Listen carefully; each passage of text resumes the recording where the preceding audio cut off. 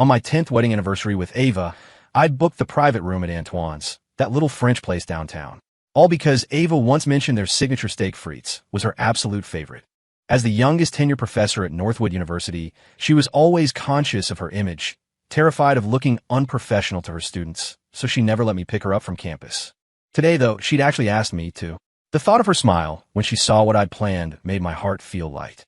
But halfway there, a garbage truck appeared out of nowhere, slamming into my car and sending us both careening into the city canal. Quick rescue saved my life, but I slipped into a coma.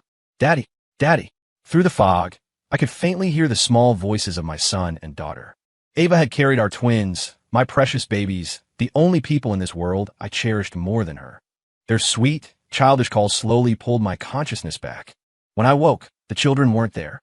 Only Ava sat by my hospital bed, her face a blank mask. No flicker of joy at seeing me awake. She'd always been emotionally reserved. I didn't mind. The ventilator kept me from speaking, so I weakly lifted a hand, trying to touch hers, to reassure her. She flinched, a frown of disgust creasing her brow, and moved her hand away, resting it instead on the oxygen machine humming beside me.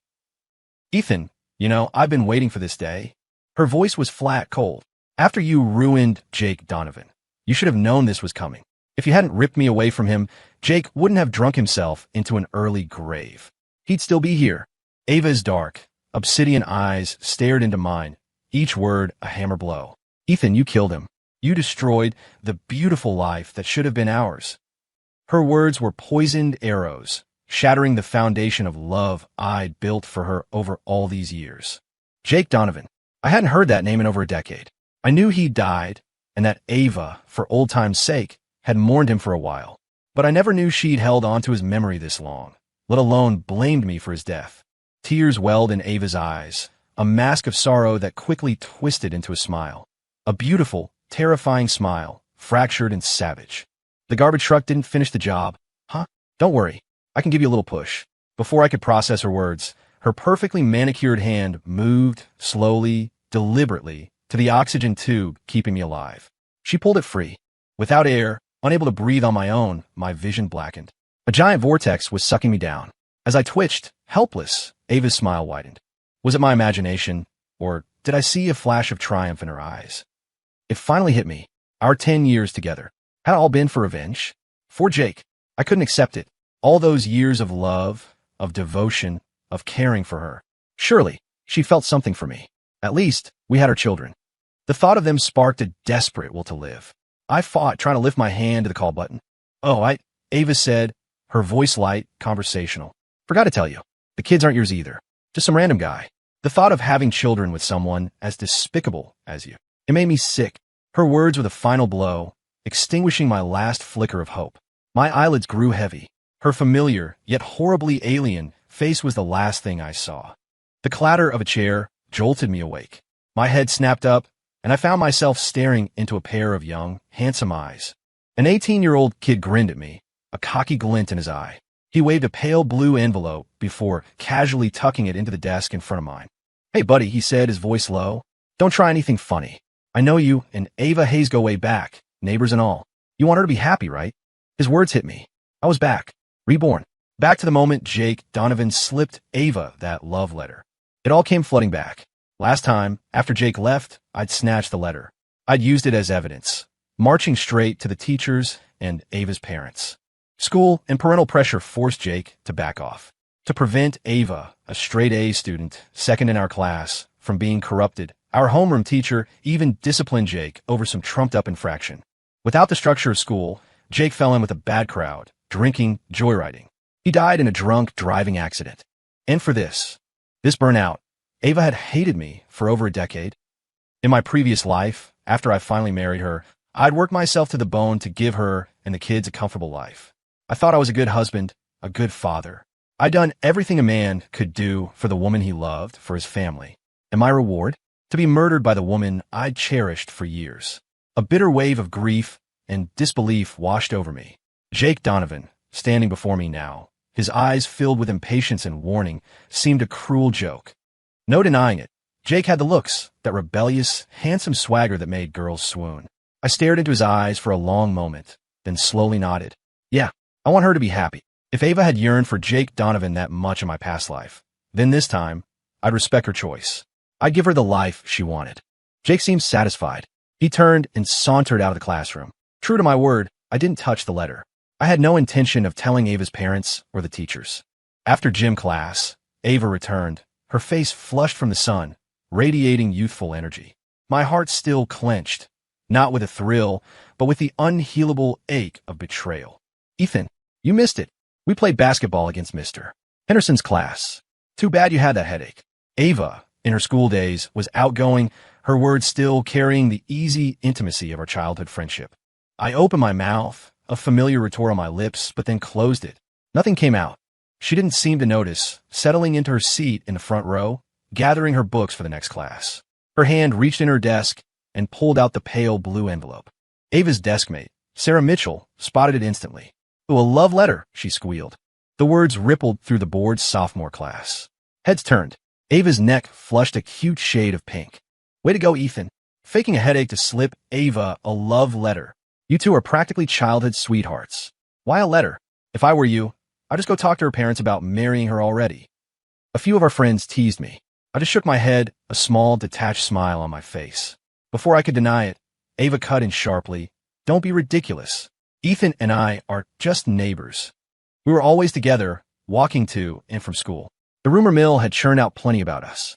This was the first time I'd heard Ava issue such a blunt denial. My classmates exchanged confused glances. "Seriously, guys, don't spread rumors. You'll ruin our resident genius's chances with other girls," Ava added, trying to cover her embarrassment. She never once looked back at me. A strange feeling prickled at me, but before I could dwell on it, someone sharp-eyed noticed something on the envelope. It's signed with a J. There's only one guy in our class with a name starting with J. Oh my God, it's Jake Donovan. Jake Donovan. Handsome, rebellious, a magnet for secret crushes. The thought of him being into Ava and expressing it so romantically probably broke a few hearts in that room. Someone joked, "Ava's a super nerd. No way she'd." They trailed off. Jake was a troublemaker. No one wanted to cross him. But the implication was clear. Ava would never fall for a bad boy like Jake. Who says I wouldn't? Ava suddenly stood up, waving the now open letter. I caught a glimpse of the bold black ink. "Be my girlfriend?" The warning bell rang. Jake Donovan appeared at the classroom door. Ava walked towards him. In front of everyone, her voice trembling, she declared, "Jake Donovan, yes. I'll be your girlfriend." Jake, clearly surprised by her boldness, froze for a second before pulling her into a quick, tight hug. The classroom erupted. Cheers, catcalls, whistles. Only I watched, a cold observer, until the cap of my pen dug into my palm, a sharp, grounding pain. Ava and I were neighbors, but closer than that. My dad and Ava's father were colleagues at AmeriCorp, a major local corporation. They'd started around the same time, young, ambitious, initially rivals, but their parallel climbs had forged a deep friendship. They married, settled down. The company provided housing in a tight-knit development, and they ended up in apartments on different floors of the same building. The next year, Ava and I were born, just a month apart. Even though I was older, Ava was always taller when we were little. When other kids in the neighborhood picked on me, Ava would charge in like a little superhero, shielding me. She always wore her hair in pigtail buns back then, usually in a little red dress. To me, she was like Wonder Woman, invincible. But she wasn't really Wonder Woman. Once defending me, she twisted her ankle. It clearly hurt, but she just stood there, eyes red, stubbornly refusing to cry. That image, her fierce defiance, made something shift in my young heart. From that day on, I vowed to protect her. For a lifetime. I didn't know then how long a lifetime was, only that I had to be good to her, always shield her from every hurt, every scrape. That's what I thought, and that's what I did as best I could.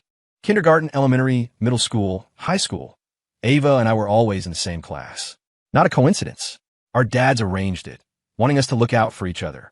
We were happy to oblige their well-meaning efforts. I excelled in science and math. I'd patiently break down any problem Ava struggled with. She, in turn, was like a little taskmaster, nagging me to memorize vocabulary lists for English. We consistently topped the class rankings, first and second. The first day of high school, we made a pact. We'd go to top college together, somewhere out east. I thought Ava and I would follow that path, step by step for a lifetime, until sophomore year when a transfer student arrived. Jake Donovan. Our school didn't have a rigid honors track back then. Our classes had top students like Ava and me, but also made room for artsy types like Jake. Word was he was a street dancer, pretty talented.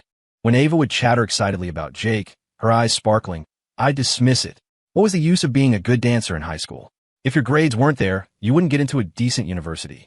At the New Year's Eve talent show during our sophomore year, I only went because attendance was mandatory. I never expected Jake's finale act to electrify the entire auditorium. His performance was undeniably flawless. The driving beat, the explosive moves, the crowd went wild, especially the girls. At the end, Jake struck a pose, throwing a heart gesture to the audience, which sent another wave of frenzy through the stands. I found the attention-grabbing stunt incredibly childish. I turned my head and saw Ava, who had stood up at some point, her gaze locked on Jake, her face flushed a deep crimson, almost shy.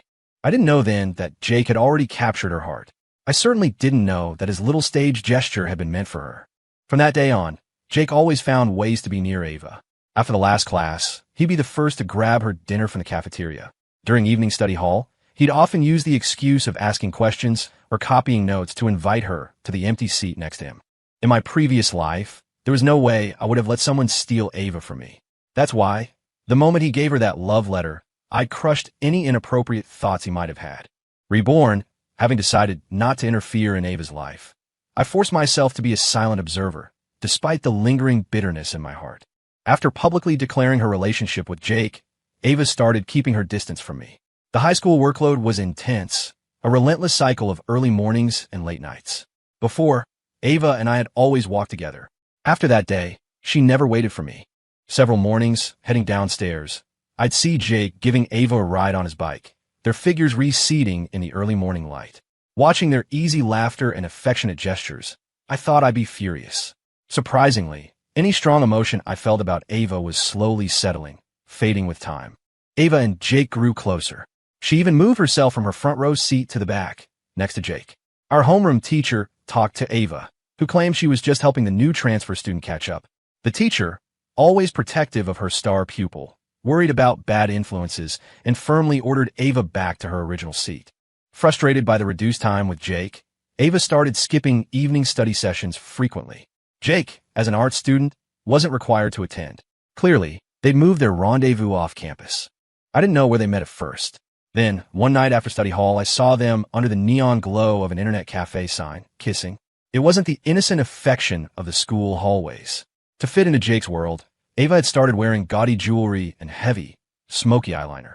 If I hadn't grown up with her, hadn't lived with her for 10 years in another life, I wouldn't have believed the girl with the rebellious goth-light look on the steps was Ava. After more than a decade, I'd forgotten a lot of what I'd learned in high school. I had to redouble my efforts, studying late into the night, just to slowly regain that old academic rhythm. At midterms, I barely managed to hold on to my top rank, avoiding suspicion. Ava, however, who had always been a solid number 2, plummeted. For the first time in her life, her grades crashed. She was barely pulling a B average. Heading home after school, I saw Ava and her mom at the entrance to our neighborhood.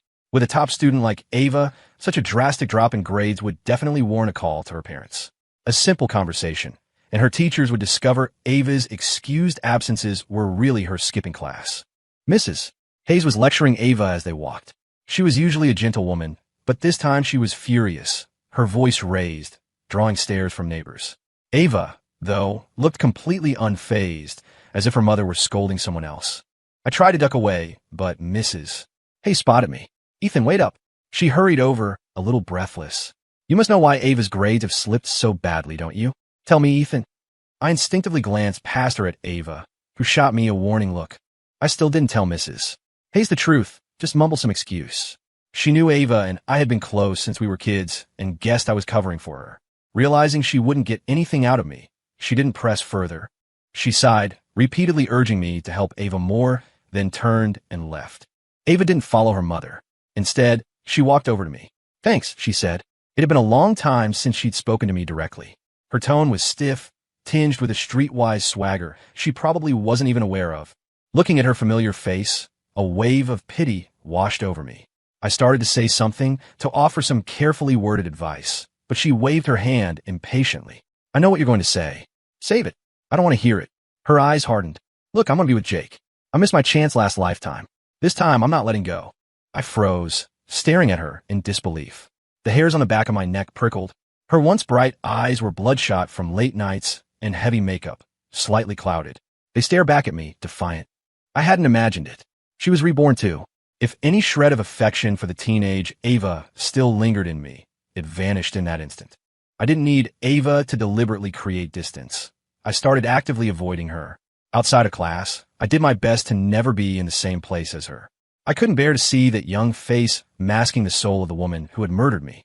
Even with my avoidance, our childhood sweetheart history made Jake uneasy. One day after school, he followed me into a quiet alley, shoving me against a wall. I didn't bother to resist. I'm warning you, Ava's my girl now. You better not get any ideas. His declaration was so childish, it was almost laughable. I felt nothing. Don't worry, I said calmly. Ava's just a neighbor to me. Remember what you said. Jake, satisfied, spat out a few more threats and left. As he reached the alley entrance, 7 or 8 guys materialized, falling in around him as they walked away. Time flew. Before I knew it, finals for the spring semester of junior year were upon us. These exams were crucial, a gateway to senior year and college applications. Everyone was cramming, desperate for a strong finish. Everyone except Ava. When Jake was at his off-campus street dance classes, she'd mostly sleep at her desk, completely uninterested in studying. Only when Jake returned would she perk up, sidling next to him, their affection on full display for anyone to see or ignore. Teachers talked to her several times, but instead of reining it in, she became more brazen, openly skipping class more and more. Other students mentioned seeing her at the dance studio Jake frequented. Ava had always been pretty and vivacious. With her good grades and outgoing personality, she'd had many friends, including quite a few secret admirers. Since getting with Jake, not only had her grades plummeted, but her possessiveness and jealousy had led to fights with other girls. She'd even threatened to get outside toughs to teach them a lesson, adopting a full-blown bad girl persona. Many classmates felt sorry for her, watching this dramatic change. But with the heavy academic pressure, no one had the energy to pay her much attention. Myself included. She'd gone from being a class celebrity to an invisible nobody. Even the teachers, deeply disappointed, stopped trying to steer her back to the right path and just let her be. The day before finals, the school canceled evening study hall. I was walking home, as usual, letting the cold winter wind clear my head. Ava was standing at the entrance to our neighborhood, blocking my way. Ethan, it was the first time in 2 lifetimes she'd hesitated speaking to me. I guess it was about Jake. I didn't say anything, just waited. Her cheeks were flushed from the cold. I wondered how long she'd been waiting. I suddenly remembered how she used to complain about being cold. After we married in the other life, I'd moved us south to a place where it was warm year-round, just for her. Ava took a deep breath. Lend me some money. What? I was stunned. Ava's parents, like mine, had stable corporate jobs. They'd always been generous with her, their only daughter. Why would she need to borrow money from me? Then it hit me. Her recent behavior must have been too much for her parents, so they'd cut off her allowance. Ava tried to hide her embarrassment. Jake passed the open auditions. Next week, I'm going with him to LA for the callback for that TV dance competition. I nodded, said nothing. I pulled out my wallet, took out the $100 my parents had given me for the week, and handed it all to her. $100. That's all I have on me right now. Ava blinked, surprised I'd given it to her so easily. I thought you'd try to talk me out of it. You thought wrong, I said with a small smile. Ava stared into my eyes, looking like she wanted to say more. Her lips moved, but nothing came out. I gestured towards the neighborhood entrance behind her. Can I go now? Jake's amazing, she said, a sudden intensity in her voice. He's going to make his dream come true. I managed another smile. Well, good luck to you both. For the second time, Ava said, thanks, and she finally stepped aside. As we passed each other, we walked in completely opposite directions. After a few steps, I stopped, an inexplicable urge making me turn back. I saw her in the distance, disappearing down the street, wrapped in Jake's embrace. After 2 grueling days of finals, my parents wanted me to relax, book plane tickets for a beach vacation. We just landed when Mom's phone rang. It was Ava's mother. What? Ava's missing. Mom's voice rose in alarm, catching my attention. Don't panic. Maybe she's just at a friend's house. I trailed beside her, pulling my luggage, listening silently. What? And over $200 are gone too. Don't jump to conclusions. If Ava took the money, it means she planned this. Maybe she just went off with friends to blow off steam. She's probably not in any danger. Mom spent a long time calming Mrs. Hayes. After hanging up, as we left the airport, she suddenly asked me, Ethan, do you have any idea where Ava might be? 20-odd years of friendship had made our parents practically family. Mom was naturally worried about Ava. I looked into her concerned eyes and told her the truth. Ava had probably gone with a classmate to an out-of-state competition. Mom believed me and immediately called Mrs. Hayes back to relay what I'd said. With such turmoil back home, my parents couldn't really enjoy the vacation. We cut it short and rushed back. Only then did we learn Ava's parents had reported her missing to the police. In just 3 or 4 days, they seemed to have aged 10 years. A week later, one morning, I was coming back from buying breakfast for my parents. As I passed Ava's apartment, I noticed their door was ajar. I could hear a furious argument, a sharp slap. Then the door flew open and Ava burst out. Her hair was a mess. She looked like she'd been traveling rough, and one side of her face was bright red, swollen like a ripe fruit. She froze when she saw me, then quickly ran downstairs. From inside, I heard Mrs. Hayes' heartbroken sobs. I went upstairs and told my parents what I'd seen. "Oh, that Ava," Mom sighed, shaking her head. Dad did too. We watched her grow up. She used to be such a sensible girl. How did she suddenly become so reckless? They were too upset to eat and went downstairs to be with Ava's parents. I heard from classmates that Jake hadn't made the cut. His dancing might have been impressive in our small town, but on a professional stage, it wasn't anything special. Ava was brought back by her parents the next day. My parents told me they'd found her in a cramped, dingy little apartment, making breakfast for her boyfriend. Her hands were burned from splattering oil, a testament to her inexperience. "What a shame," Mom lamented. "Your Auntie Carol always treated Ava like a princess, never let her lift a finger. And now, instead of focusing on school, she's run off to wait on someone else." She quickly exchanged a worried glance with Dad. They both looked at me, afraid I'd be upset. In our parents' eyes, Ava and I were a foregone conclusion. They'd always assumed we'd get married and have kids after graduation. I didn't react much, just turned up the volume on my English listening practice, burying myself in my textbooks. My parents looked at each other, then quietly left my room. After my rebirth, I had a new plan for my life. New goals, requiring even more effort. I focused on myself, but I couldn't help piecing together Ava's situation from my parents' hushed conversations. After being brought back, Ava fought with her parents daily. She was obsessed with dropping out of school, getting a job to support Jake's dreams. Mr. and Mrs. Hayes couldn't bear to watch their daughter throw her bright future away. But no matter how much they pleaded or scolded, Ava wouldn't listen. Desperate, they resorted to the most direct method, locking Ava in her room. That only made Ava more defiant. She threatened suicide. And then what happened? Mom was talking about Ava at dinner, her voice trailing off. I picked at my food, and for the first time in ages actually asked. Mom put down her chopsticks, sighing heavily. Ava wasn't seriously hurt. But when her parents took her to the hospital, she used a bathroom break as a chance to run off with that boy again. No one knew where Ava had gone. Her name gradually stopped coming up at her dinner table. Mom, while feeling sorry for her, also harbored a sliver of relief. At least such a rebellious, headstrong girl hadn't ended up marrying into our family.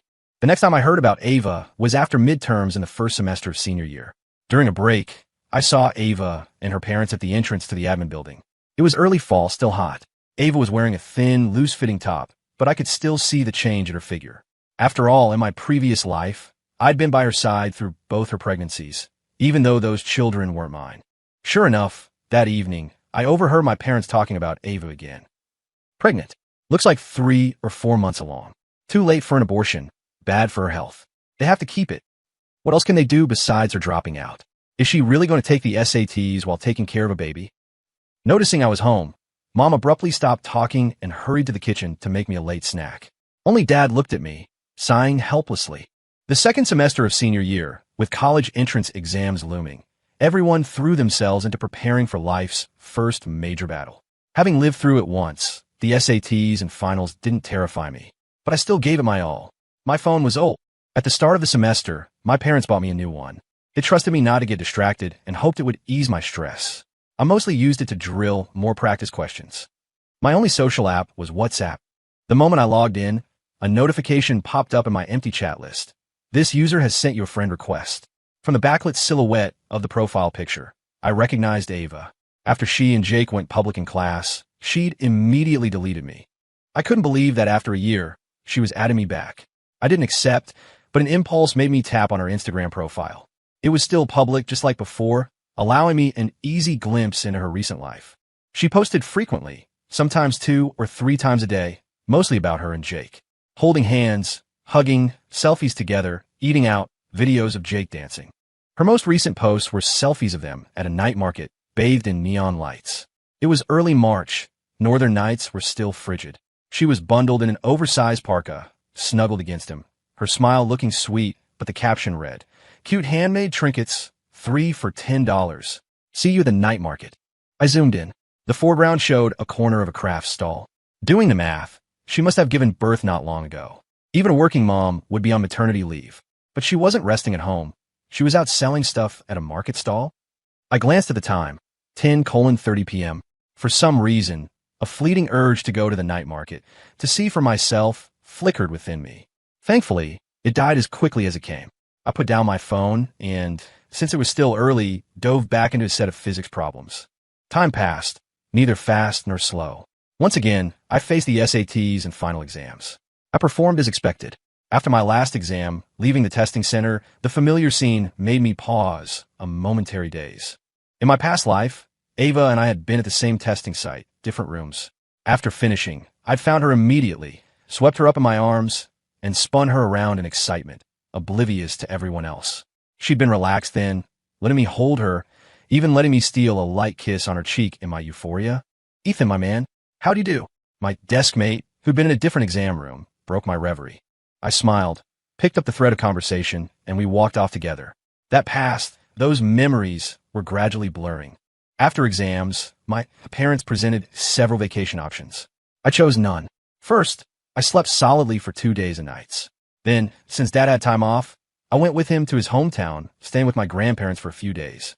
I'd always loved country life, and my grandparents' unrestrained spoiling made me want to stay forever. But after just a few days, I got a call from my desk mate. Ava was getting married, he said. He wanted us to go back for her wedding. Hearing the news, I expected some emotional reaction, but my heart was as calm as a summer breeze, not a ripple. A few classmates and I arranged to go together. The address on the invitation was Ava's current home, Jake's family place. After my rebirth, I'd imagined various lives for Ava, but I never thought her destination would be here. We took a train, then a bus. When public transport ran out, we hitched a ride on a local farmer's beat-up pickup truck, finally arriving at Ava's new home just before noon. Entering the village, we saw a red balloon arch, impressive from a distance. Up close, we saw the houses behind it were just two old, modest brick buildings. The yard, however, was large, dotted with groups of local relatives and friends. As I stepped into the yard, my eyes immediately found the bride in a white dress. Ava seemed to sense me. She turned, and her eyes met mine. "Oh, Donovan's friends are here. Quick, come on in." Jake's relatives warmly ushered us into the yard. Step by step, I drew closer to her. I could see her wedding dress was cheap, plainly designed, and didn't even fit properly, loose at the shoulders but tight around her waist and stomach. It hit me instantly. She was pregnant again. Ava noticed my gaze and instinctively covered her belly with the red full-leather clutch she was holding. My eyes unconsciously drifted up to her face. I couldn't deny it. My heart lurched. Shock. On that familiar face, I found no trace of the Ava I knew. Cheap makeup couldn't hide her dull, rough skin. The fatigue in her eyes, the fine lines around her mouth, they screamed of a hard life. She was only 20, yet she looked as worn as someone in her 30s or 40s. No, in my past life, under my care with the expensive high-end skincare I'd bought her, her skin at 36 was still baby smooth. Her students preferred to call her by her first name, like an older sister. Perhaps my stare was too direct. Jake, in a black suit, stepped in front of me. After returning from Ava's wedding, I received my acceptance letter from my dream university.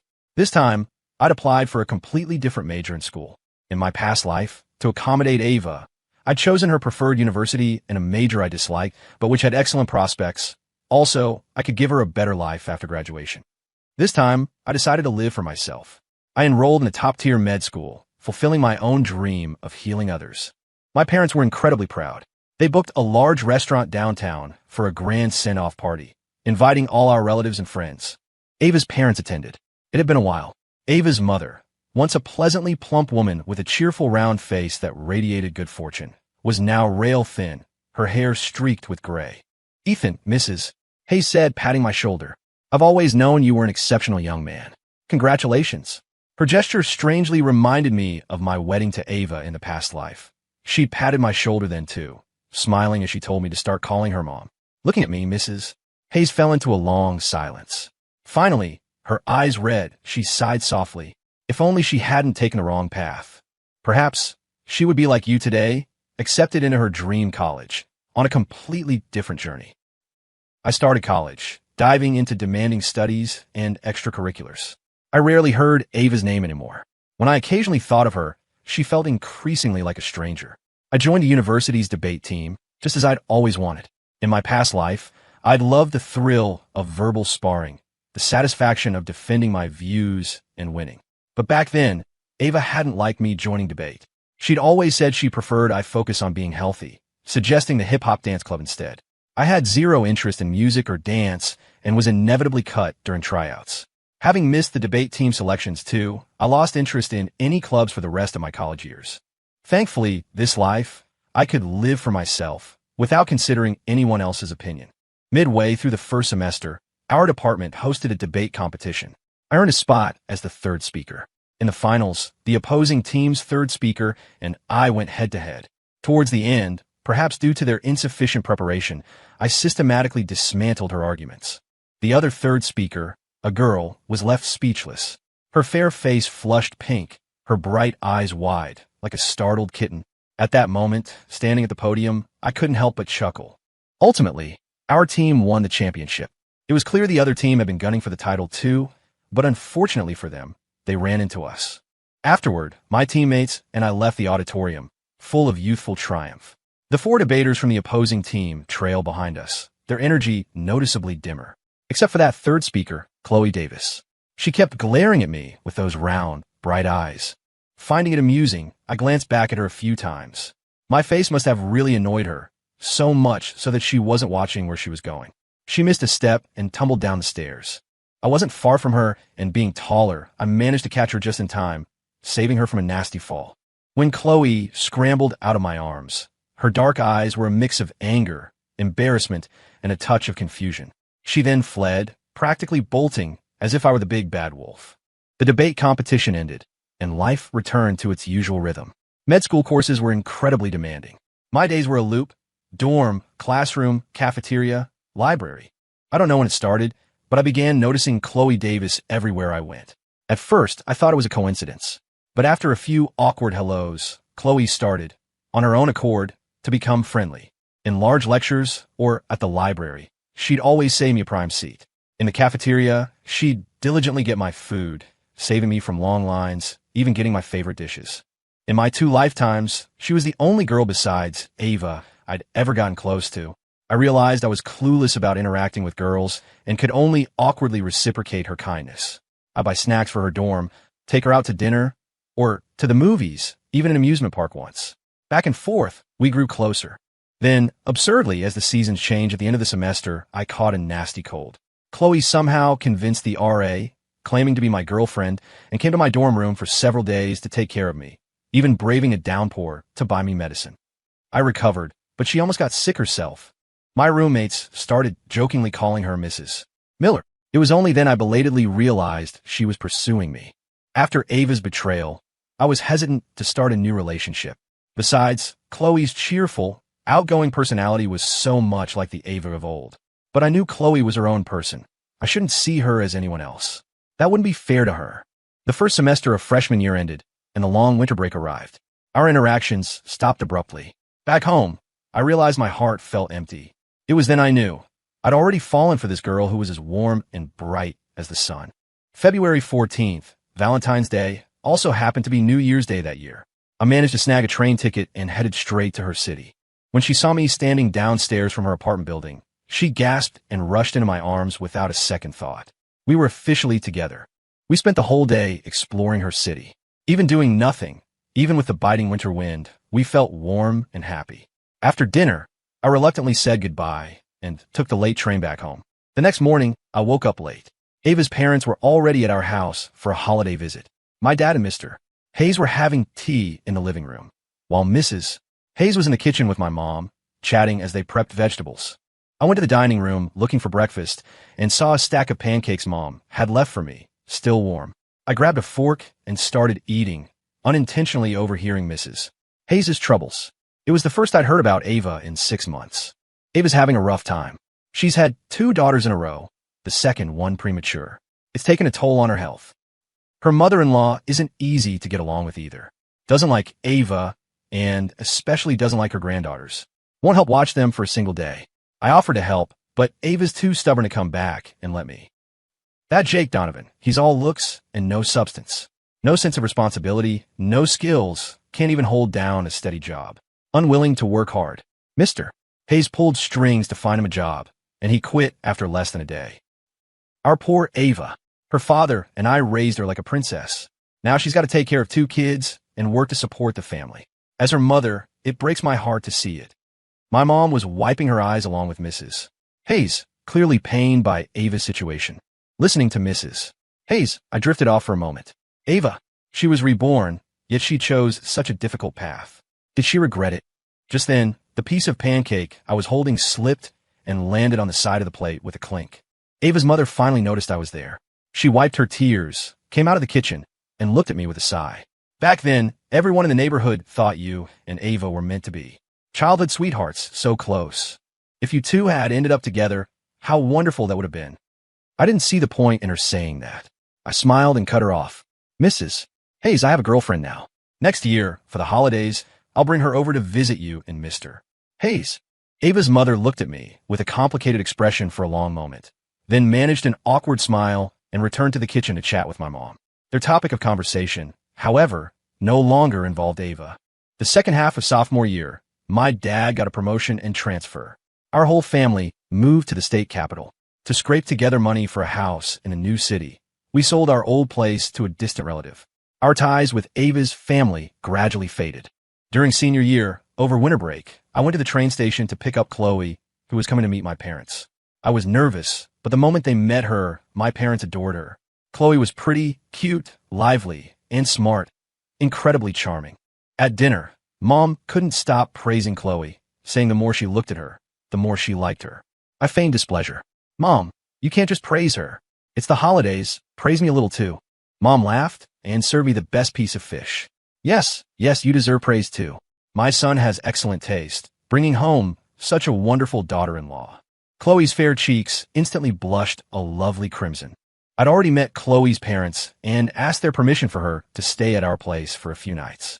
That evening, Mom changed the sheets in my room to a brand new set and unceremoniously tossed my comforter onto the living room sofa. I'm telling you, Chloe is a good girl. You absolutely cannot take advantage of her. Chloe, overhearing Mom's warning, grinned mischievously at me, winking. Seeing her playful look, I wanted to playfully bite her. The moment Mom left, Chloe quickly locked the door, leaving me alone in the living room, staring blankly at the ceiling. The next day was our high school class reunion. I'd received the invitation a couple of weeks prior. Unexpectedly, Chloe wanted to come with me, saying she wanted to hear from my old classmates what I used to be like. She was always up to something mischievous, and I was happy to have her company. At the hotel restaurant, Chloe said she needed to use the restroom to touch up her makeup. While waiting for her by the entrance, I saw a couple walking towards me from a distance. As I got closer, I realized the man was Jake Donovan, and the woman was Ava. Years had passed. Ava looked even older, the exhaustion on her face undeniable. It was hard to believe she and Chloe were the same age. They looked a generation apart. Ethan. Ava murmured my name. Jake immediately shot her a harsh glare. Ava flinched, then forced a smile to hide her discomfort. Go buy me a pack of cigarettes, Jake ordered her rudely. Ava didn't respond, but even though she tried to hide it, I saw the fear in her eyes when she looked at Jake. What are you waiting for? Hurry up. Ava nodded meekly and walked towards the hotel entrance. With her gone, Jake's hostility towards me intensified. He looked me up and down, a cold sneer revealing slightly yellow teeth. Ethan Miller. Long time no see, huh, mister? Valedictorian? He used to be the king of the campus, arrogant and handsome. Now, he was the same person, but with none of the swaggering confidence. I merely nodded. I know my only response. Jake, dissatisfied with my reaction, suddenly stepped closer, staring hard into my eyes. Ethan, let me tell you, forget any ideas you have. Don't think I don't know what you're up to. Ava's my wife for life. She's given me 2 kids. If you're waiting for her, try the next lifetime. His pathetic posturing was so ridiculous, I couldn't help but chuckle. Jake clenched his fists, but ultimately didn't dare swing at me. Just then, Chloe came out of the restroom. Smart as she was, she immediately sensed the tension between Jake and me. She quickly linked her arm through mine, cooing, Ethan, aren't you going to introduce me? Who's this? I smiled. This is a high school classmate, Jake Donovan. Jake, this is my girlfriend, Chloe. As the words left my mouth, I noticed Ava, returning from outside, falter in her steps. Jake noticed Ava too. He impatiently snatched the cigarette pack from her hand and lit one up. Chloe, seemingly oblivious to the strange atmosphere, continued, "What colleges do you guys go to? You must be seniors like us, right? Thinking about grad school." Ava and Jake remained silent. Ethan and I decided against grad school. Chloe chattered on easily. But we're planning to study abroad next fall. Jake could only puff frequently on his cigarette to hide his discomfort. Eventually, Ava made an excuse and hurried upstairs, not forgetting to pull a pale-faced Jake along with her. Watching them retreat, Chloe winked slyly at me, took my hand, and we walked into our reunion's private room. By the time the reunion ended, it was evening. Chloe and I walked hand in hand down the brightly lit street. "Ethan, your taste in women back then was really something else." "You? How did you know?" I could face that past life with Ava calmly now, but I had no idea how this clever girl knew I'd once loved her. Chloe didn't answer directly, just pinched my side hard. I laughed. "I think I smell a strong whiff of jealousy. Did you knock over the vinegar bottle at the party?" Chloe jumped, sniffing her clothes frantically, then realized I was teasing her. She knew my weak spot, playfully pinching the ticklish spot on my waist. It didn't hurt, just tickled. I laughed, dodging her expertly. The little rascal stomped her foot. "I'm not jealous. Not at all." After graduating smoothly from college, Chloe and I went abroad together for further studies. In a foreign land where we knew no one, we became each other's rock and motivation. We moved in together, studying hard while building a vibrant little life for ourselves. 3 years didn't diminish our feelings. Instead, it made us inseparable. Both sets of parents had long since accepted our relationship. After finishing our studies and returning home, I'd barely secured a job when our 4 parents eagerly began planning a grand wedding for us. The wedding invitations went out to all our close classmates and friends. To my surprise, Ava and Jake also came. Ava seemed to have made an effort to dress up for my wedding, but even heavy makeup couldn't hide her withered appearance and fragile, dejected spirit. Jake held Ava's hand from start, trying to project an image of marital bliss, but anyone could see it wasn't genuine. During the toasts, I raised my glass and downed it in one go. Classmates teased me about my tolerance, then raised their own glasses. I noticed, under Ava's arm as she lifted her glass, 2 or 3 overlapping scars, old and new, extending up into her sleeve. After the toasts, I mentioned it to Chloe, now my wife. She wasn't unreasonable. She knew I told her because I simply wanted to help a woman trapped in a cycle of domestic violence, nothing more. A short while later, Chloe found an opportunity to speak with Ava alone in the restroom. "Ava, if you need help, you can talk to me. Ethan and I can help you." After the reception, back in our new home, Chloe finally had a chance to tell me about Ava. Ava had looked at her with a complex mix of suspicion, nervousness, fear, regret, and deep unwillingness. But in the end, she said nothing and had quietly left my wedding at some point. My honeymoon leave over, I officially began my sacred work in medicine. My wife also started setting up her own design studio. Despite my advanced degrees, I had little practical experience and had to start from the bottom. I began to truly understand what it meant to be run off my feet. I saw Ava again a few months later.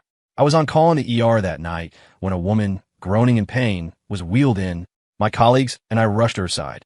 Her belly was huge. She was pregnant. But a large, shocking bruise covered her abdomen, and blood was seeping out from under her, soaking the gurney pad. An examination revealed her baby was already 8 months along. Working with the OB team, we managed to save the baby's life. A girl, tiny and wrinkled, waving her small, clenched fists as if greeting this strange new world. Sadly, there was no joyous family to welcome her, no maternal affection, only the sterile incubator in the NICU. After the baby was born, the bleeding in Ava's uterus wouldn't stop. The doctors present raced against time and decided on the only life-saving option, a hysterectomy. I was tasked with informing her family. When I stepped out of the OR, I was stunned to see Jake Donovan standing there, someone I hadn't seen in ages. He looked surprised to see me too. How is Ava?" he stammered. "Ava? Right." I'd been so focused on emergency treatment that I hadn't taken a close look at the pale face under the sweat-drenched, matted hair. I hadn't realized the woman was Ava. I remember my mother mentioning in passing that Ava had moved to this big city, seeking more opportunities to provide for her children. I never imagined we'd meet again like this in this vast city. I explained Ava's critical situation to Jake. He hesitated for a long time without giving an answer. "Every second you delay, Ava is in more danger, I urged. No, it wasn't Jake who finally spoke, but an old woman who had rushed over, positioning herself between us. A hysterectomy? No, I won't allow it. Looking at her face, I vaguely recalled seeing her at Ava's wedding. It was Ava's mother-in-law. I just saw. Another girl, another money pit. If she can't give me a grandson, she can keep trying. If you remove her uterus, what's she going to use to get pregnant? No, you can't do it. The old woman was aggressive and domineering. She turned to her son, warning sternly, I'm telling you, don't you dare sign. A nurse came out of the OR, urging that the patient's condition was critical. They needed a signature immediately. Looking at the adamant mother and son, I felt an immense sadness for Ava, lying on the operating table, battling death. I asked the nurse to stay in the hallway to distract Jake and his mother while I quickly contacted Ava's parents through my mother. Fortunately, Mrs. Hayes, now retired, had also moved to the city in the past couple of years to help her struggling daughter. Soon, my mom and Mrs. Hayes arrived at the hospital. Supported by my mother, Mrs. Hayes signed the consent form with a trembling hand. When Jake's mother saw she couldn't stop Ava's mother, she started yelling and screaming, throwing a tantrum, trying to disrupt the medical staff's efforts to save Ava. Eventually, she and Jake were escorted out of the hospital by security. Hours later, Ava's life was finally saved. After getting Chloe's consent, I paid for a private nurse for Ava and covered her medical bills. However, I never once appeared before Ava. Neither Jake nor his mother ever came to the hospital to see her again. Those two are like ghouls. I'd sometimes hear the more sentimental young nurses say about Ava in bed 3. No matter what, there's still a baby in the incubator. Don't they even care about the child? But I never joined their discussions. In my eyes, Ava was just a patient. Perhaps her life was indeed unfortunate, but I was just an ordinary doctor. I could heal the sick and injured, but I could never save their decaying, broken lives. Ava was discharged quietly. Since I've been covering her medical expenses, I imagined her departure was smooth. The premature baby, after her condition stabilized, had been released from the incubator and taken home by Ava's parents. I never saw that child again. A little over a year later, my wife and I had our own child. Around 4 or 5 months into her pregnancy, Chloe had a checkup at our hospital. A colleague carefully took several ultrasound pictures for her. Before the new year, Chloe and I went to my parents' house for dinner. Mom was looking at the ultrasound pics over and over. TSK, look at that tiny face, those beautiful features. Just like Ethan when he was little. Hearing Mom's words, I gently touched Chloe's growing belly, unable to hide my excitement and anticipation. I'd always loved children, and now, in my second lifetime, I finally had a child that was truly mine. During dinner, watching Chloe and me interact lovingly, Mom couldn't help but sigh softly. Seeing you two so happy together, I feel incredibly fortunate. Thank goodness you and Ava were both young back then, and your father and I didn't rush to push you together. She mentioned Ava again. My wife and I exchanged a glance. That Ava, she was always stubborn, even as a child. Chose a path and wouldn't turn back until she hit a dead end. Unfortunately, now that she wants to turn back, it's too late for everything. It turned out that when Ava, heavily pregnant, was injured and hospitalized, and the baby was born prematurely, it was because her husband, Jake, in a drunken rage, had kicked her in the stomach. Having faced death, Ava finally resolved to divorce him after being discharged. But as soon as she returned home, she overheard Jake and his mother plotting to seize her parents' old house. When they saw her, Jake's mother initially feigned concern, but her words were all about coercing Ava into helping them take her parents' property. The people Ava felt she'd wronged most in her life were her parents. How could she agree to such a shameless demand from this mother and son? Jake, who had always expected his wife to put him first, the wife who had always been meek and submissive, couldn't believe she dared to refuse him. Without any prompting from his mother, he slapped Ava across the face. A spark of the pride from her former life as a favored daughter still flickered within Ava. Utterly disillusioned, she fought back against her husband's violence for the first time. Perhaps years of resentment had seeped into her bones, or perhaps chronic alcoholism had weakened Jake's body. Ava, despite just being out of the hospital, mustered all her strength and finally subdued her husband, rendering him unable to stand, unable to continue lording over her, using her as a punching bag. Jake's mother, seeing her son bloody and motionless, nearly went mad and fled. Neighbors helped call the police. When the police arrived, Ava had calmly rinsed herself in the bathroom. Her usually messy hair was tied back neatly, revealing a forehead now etched with fine lines.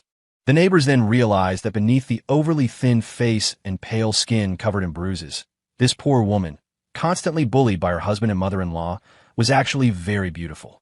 Ava went to prison. Chloe and I used our connections to find a well-known lawyer in the state. Through my parents, we introduced him to Ava's parents. The lawyer did his utmost to defend her, and Ava ultimately received a 6-year sentence. It was the best possible outcome. It was a beautiful spring day. I had a rare day off, but I had to accompany my wife to the hospital for her routine prenatal checkup. Her OB colleague said our baby would arrive in a little over a month. Leaving the hospital, we first stopped at a baby store to buy more little clothes and toys for our impending arrival. Before we got home, I received a call from Ava's father.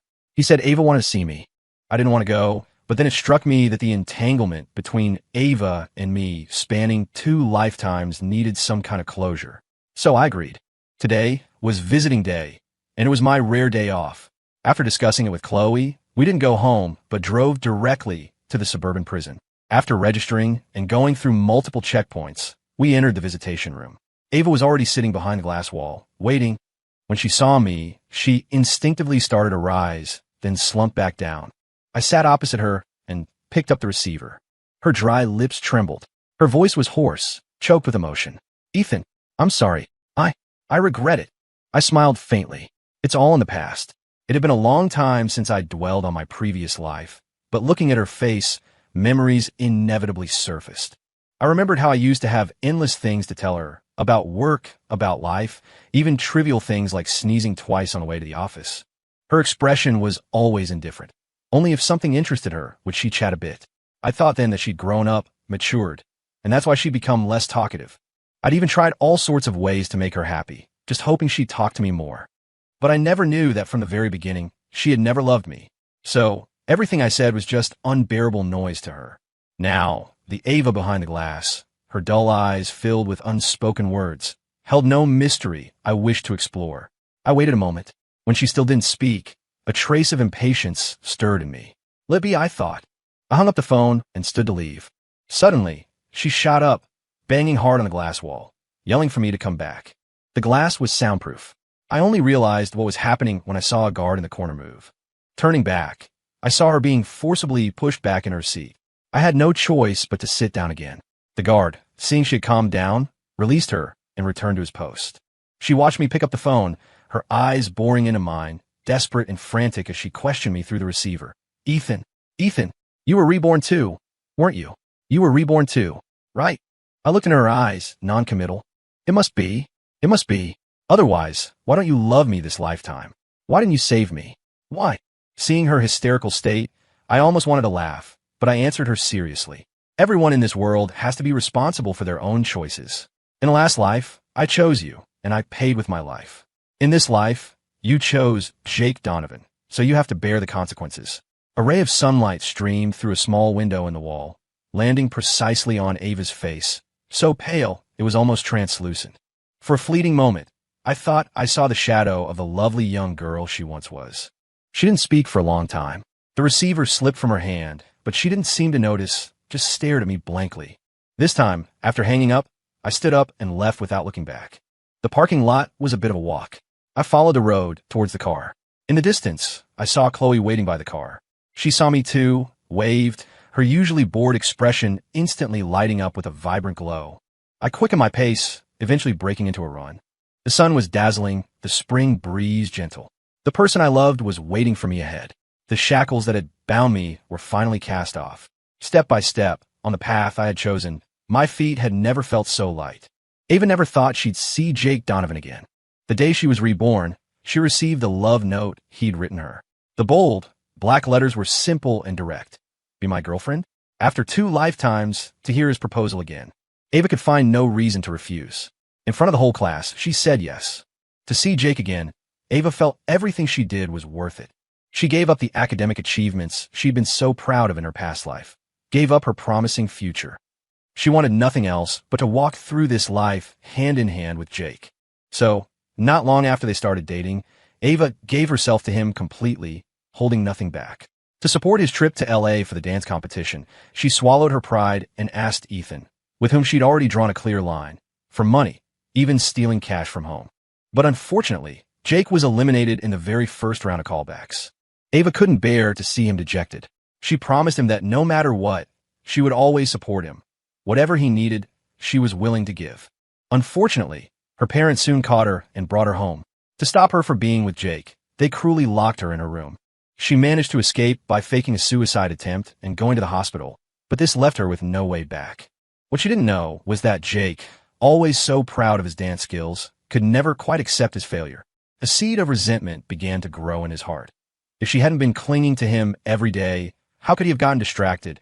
How could he have lost the opportunity that was practically his? They still moved in together, into Jake's small, rented room. In her past life, Ethan had never let Ava do a single chore. Now, having to manage all the mundane tasks herself, she found a strange joy in it. But she and Jake were young, jobless, and soon, money became tight.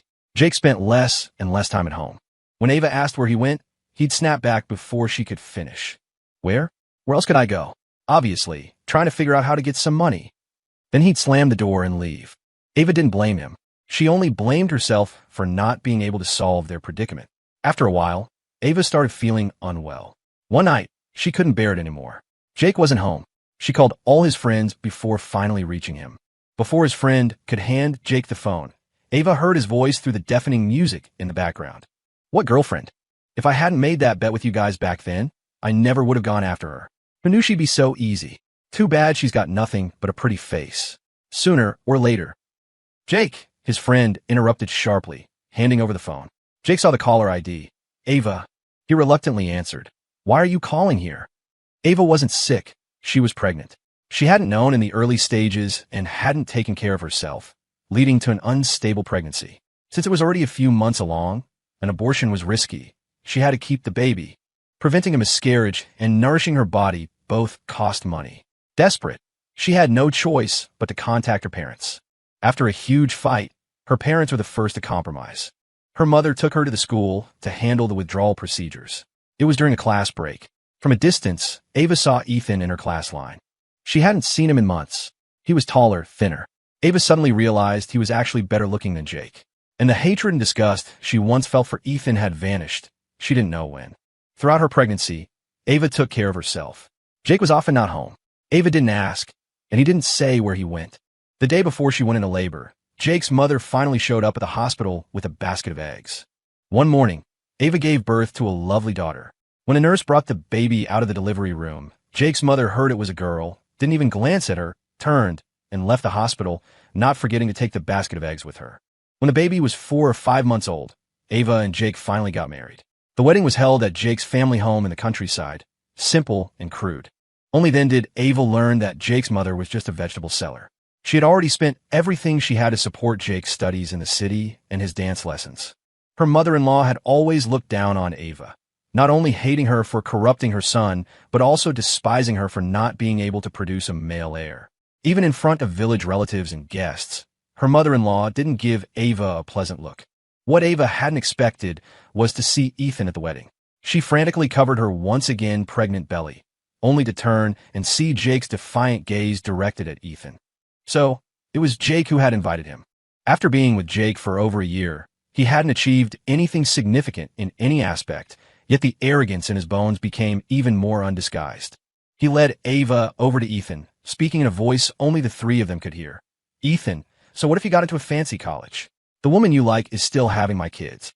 Ava was mortified.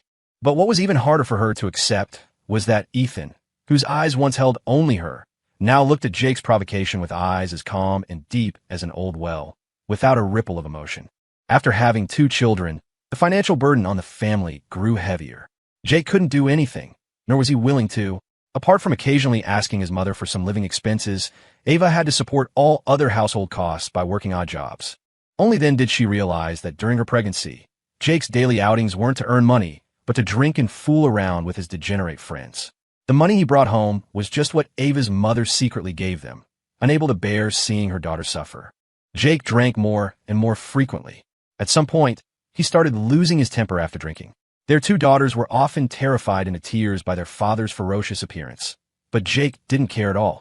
Ava could only protect her daughters and try her best to maintain his image in their hearts. Jake didn't appreciate it. One day, drunk, he beat her viciously, venting all his resentment from over the years. Ava was stunned. She never imagined that abandoning everything, even herself, to be with him would result in his hatred. Finally, during one of Jake's escalating violent outbursts, Ava, heavily pregnant, was beaten so badly she ended up in the hospital. After a tense emergency rescue, her life was barely saved. One night in the hospital, Ava woke from a nightmare, her pillow soaked with tears.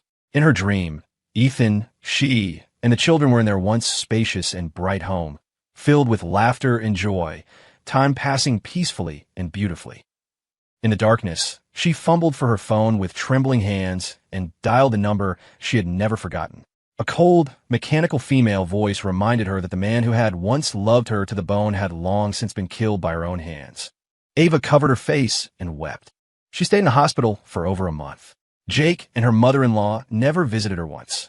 Her own mother took care of her tirelessly.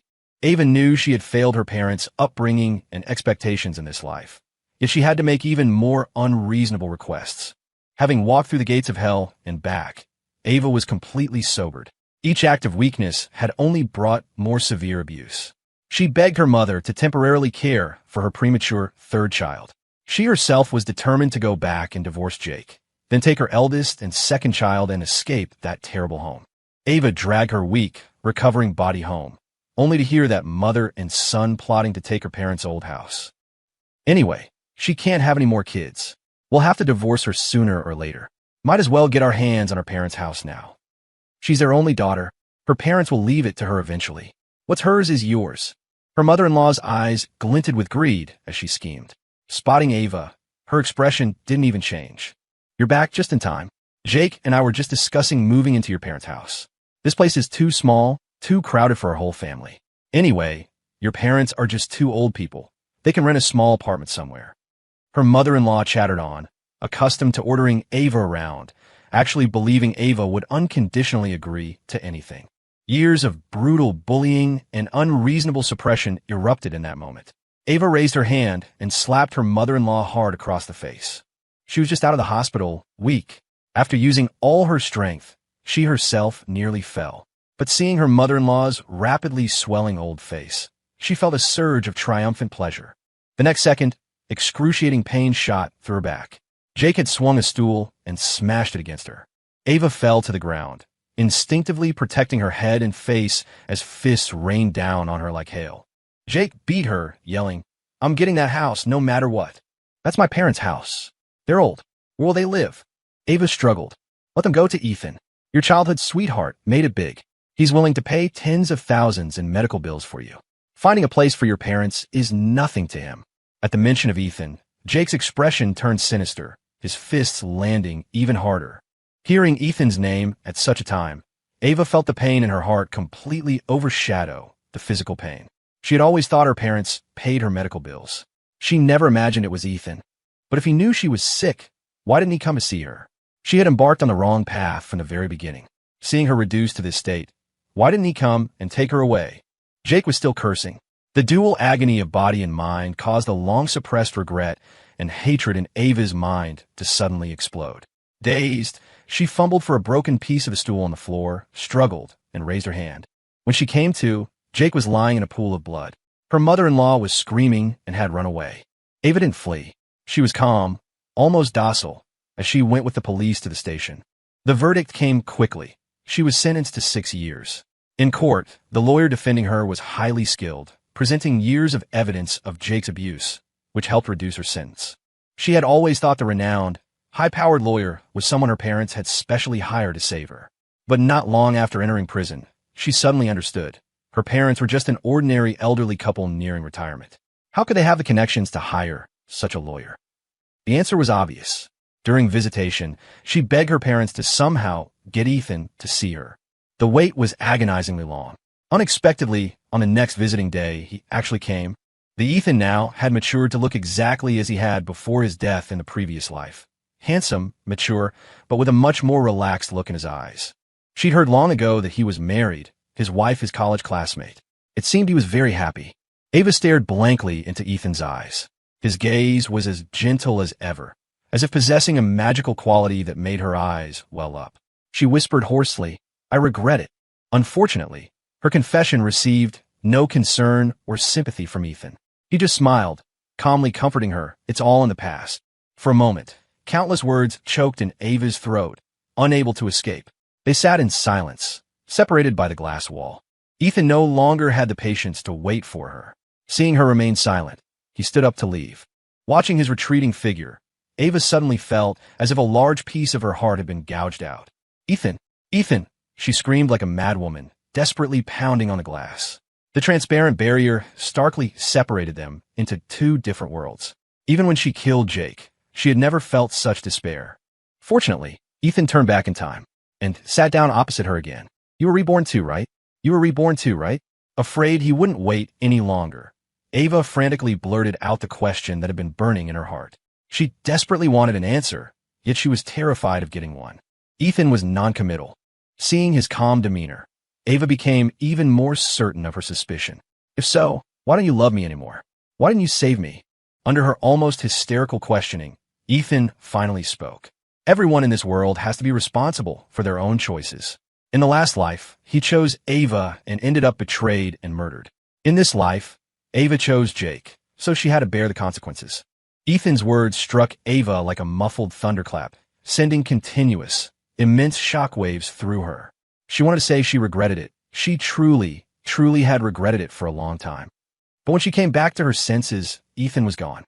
Ava knew that in this life, and in all her lives to come, she would never see him again. After the visit ended, she was led back to her cell by the guards. It was midday, but the prison corridor was exceptionally dark, like her life, long, silent, and seemingly without end.